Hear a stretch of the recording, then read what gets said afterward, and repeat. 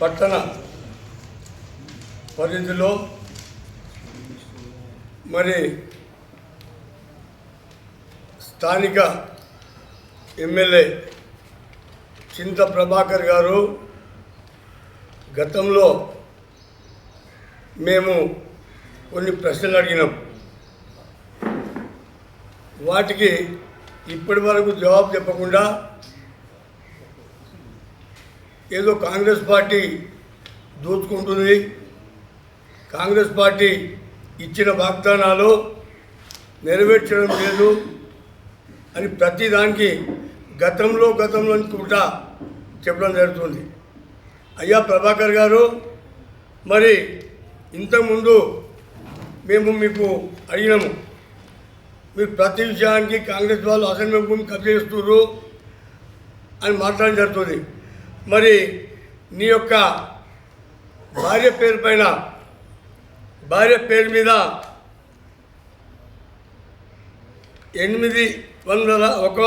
180 కోట్లో 7 ఎకరాల 7 గుంటలు సీలింగ్ భూమి, సీలింగ్ ల్యాండ్ మరి ఎస్సీల దగ్గర తీసుకొని వాటిని మీరు అమ్ముకోలేదా? ఇది నిజం కాదా? నువ్వు మాట్లాడేది పెద్ద మాటలు మాట్లాడుతున్నావు ప్రభాకర్ గారు, అది చాలా తప్పు. మరి నీ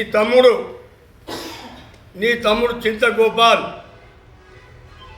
ఎక్కడెక్కడ కబ్జా చేసినా మాకు తెలియదు అనుకుంటున్నావా? ఎందుకంటే కందకం జాగా లోపల ఇల్లు కట్టుకొని మున్సిపల్ వారిని తప్పుతో పట్టించి పర్మిషన్ తీసుకునేది నిజం కాదా? అదేవిధంగా మీరు మీ తమ్ముడు కలిసి ఏదైతే రవీంద్ర మానవ స్కూల్ ఉందో దాని అపోజిట్లో కాలభైరవ స్కూల్ మాస్టర్ మైండ్, దాంట్లో చుట్టుపక్కల రోడ్లు ఉండే ఆ రోడ్లను మరి కబ్జా చేసింది నిజం కాదా?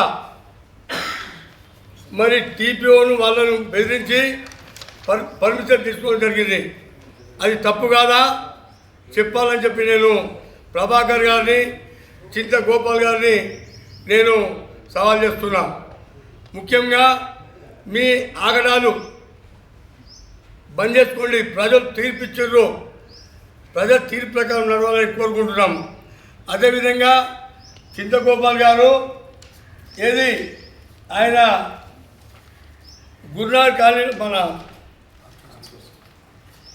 ఆకుపల్లి స్కూల్ దగ్గర ఆయన మొదటి ప్లాన్ ఇది తీసుకున్నది, మొదటి రిజిస్ట్రేషన్లో.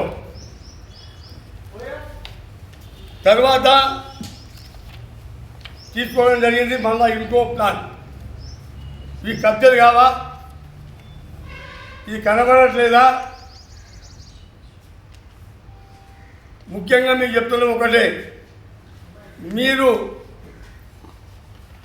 ఇప్పటికైనా సదాశివపేట పట్టణంలో ఉన్నటువంటి ప్రజలకు న్యాయం చేద్దాం. తప్పకుండా మేము మా పురపాలక సంఘ సభ్యులము పట్టణాభివృద్ధికి సేకరిస్తామని చెప్పి మనం చేస్తున్నాము. అయ్యా ప్రభాకర్ గారు, ఎన్జిఓ భవన్ అనేది ఎన్జిఓ భవన్ అది సదాశివపేట ఉన్నటువంటి